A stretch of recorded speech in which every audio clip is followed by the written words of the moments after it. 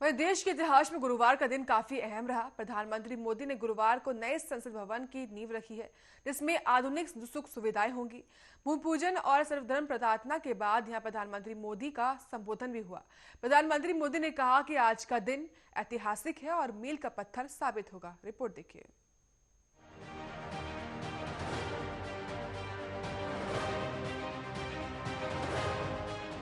प्रधानमंत्री मोदी ने कहा कि देश में अब भारतीयता के विचारों के साथ नई संसद बनने जा रही है।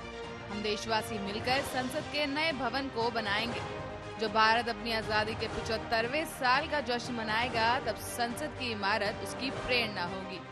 पीएम मोदी ने कहा कि अगर हम अपने लोकतंत्र का गुणगान करेंगे, तो वो दिन दूर नहीं जब दुनिया कहेगी India is the mother of democracy.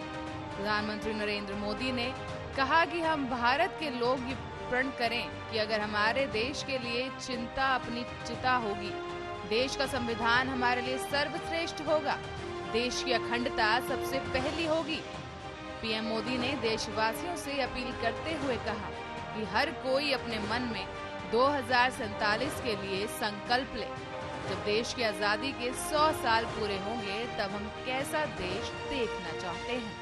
आज 130 करोड़ से ज्यादा भारतीयों के लिए बड़े सौभाग्य का दिन है, गर्व का दिन है, जब हम इस ऐतिहासिक पल के साक्षी बन रहे हैं।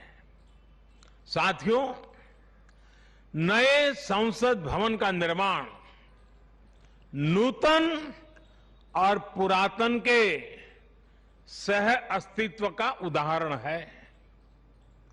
ये समय और जरूरतों के अनुरूप खुद में परिवर्तन लाने का प्रयास है।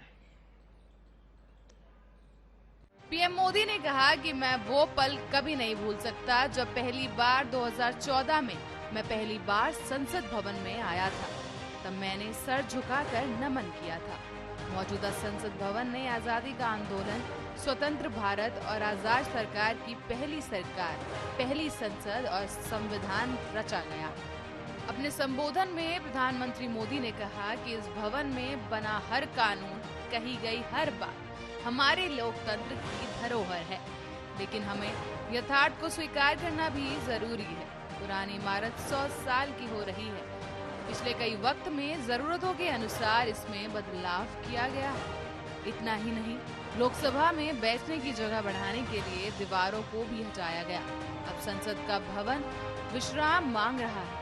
अपने संबोधन में प्रधानमंत्री मोदी ने कहा कि पुराने संसद भवन ने आजादी के बाद भारत को दिशा दी। नया भवन आत्मनिर्भर भारत का गवाह बनेगा।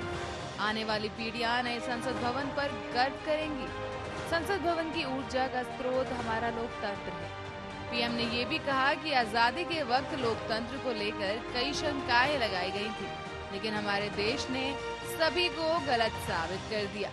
हम पब्लिक की सेवा के लिए हैं।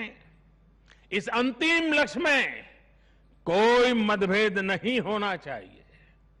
वाद संवाद संसद के भीतर हो या संसद के बाहर, राष्ट्र सेवा का संकल्प, राष्ट्रहित के प्रति समर्पण लगातार झलकना चाहिए।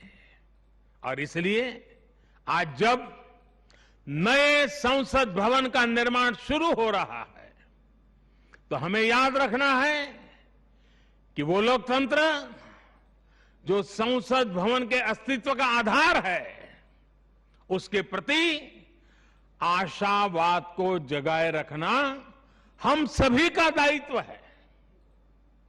हमें हमेशा याद रखना है कि संसद पहुंचा हर प्रतिनिधि जवाबदेह है। ये जवाबदेही जनता के प्रति भी है और संविधान के प्रति भी है। प्रधानमंत्री मोदी ने बताया कि देश में लोकतंत्र क्यों सफल है। दुनिया में 13वीं शताब्दी में मैग्ना कार्टा से पहले 12वीं शताब्दी में भगवान बसवेश्वर ने लोक संसद की शुरुआत कर दी थी। पीएम मोदी ने बताया कि 10वीं शताब्दी में तमिलनाडु के एक गांव में पंचायत व्यवस्था का वर्णन भी किया गया है।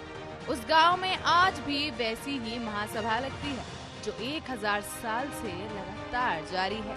पीएम ने बताया कि तब भी नियम था कि अगर कोई प्रतिनिधि अपनी संपत्ति का ब्यौरा नहीं देगा तो वो और उसके रिश्तेदार चुनाव नहीं लड़ पाएंगे। पीएम मोदी बोले कि दुनिया में चुनाव और चुनाव की प्रक्रिया को ही लोकतंत्र समझा जाता है।